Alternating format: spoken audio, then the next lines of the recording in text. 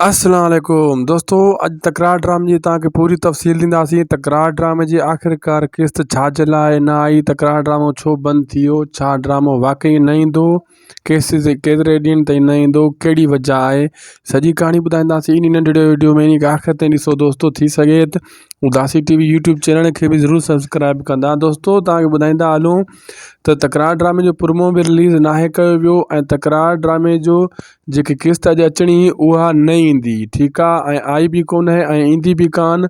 मथे सूमरु अंगारे ताईं थी सघे थो किस्त न अचे। छाजे करे रोकियो वियो आहे, छो ड्रामो तकरार जी किस्त न ईंदी, इन जो कारण अञा ताईं ज़ाहिर नाहे थी सघियो।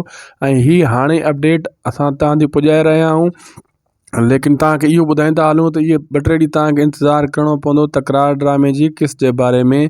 हीअ किस्त कान ईंदी पूरो अॻे हफ़्ते ताईं, सूमरु या अंगारे ताईं घणो कर किस्त कान मिलंदी ऐं इन जी कारण जा का वजह या ड्रामो बंदि कयो वञे थो, अहिड़ी का ॻाल्हि न आहे। लेकिन थी सघे थो घणी ॻाल्हि इहा ई आहे त रिकॉर्डिंग जो मसइलो थी पियो आहे, जेका एपिसोड रिकॉर्ड न आहिनि थियल, एडिट न आहिनि थियल, इन्हनि जे करे हीउ ड्रामो मुंहिंजे हिसाब सां, असांजे हिसाब सां जेको आहे रोकियो वियो आहे। ॿी का बि वजह न आहे। ऐं मोहब्बतनि जो माॻ जी बि रिकॉर्डिंग हली रही आहे ऐं तकरार जी रिकॉर्डिंग बि गॾोगॾु हली रही आहे। इन वजह खां कुझु कम हेॾे गड़बड़ थी विया आहिनि, घणो कर जेको असांजे पंहिंजे हिसाब जो अपडेट आहे। लेकिन तव्हांखे इहो पक ॿुधायूं त कुझु ॾींहं तव्हांखे इंतज़ारु करिणो पवंदो ऐं इन वजह जेका बि वजह ॿी अपडेट न ईंदी उहा तव्हांखे असां ज़रूरु ॿुधाईंदासीं इन उदासी टीवी यूट्यूब चैनल ते।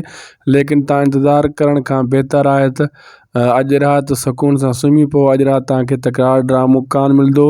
2-3 ॾींहंनि ताईं ईअं थी सघे थो, जेका बि अपडेट ईंदी वेंदी असां तव्हां ताईं पुॼाईंदा वेंदासीं ऐं तव्हांखे ॿुधाईंदा वेंदासीं। दोस्तों असांखे ॾींदा इजाज़त, चैनल सब्सक्राइब ज़रूरु कंदा। मिलंदासीं नेक्स्ट वीडियो में। ख़ुदा हाफ़िज़।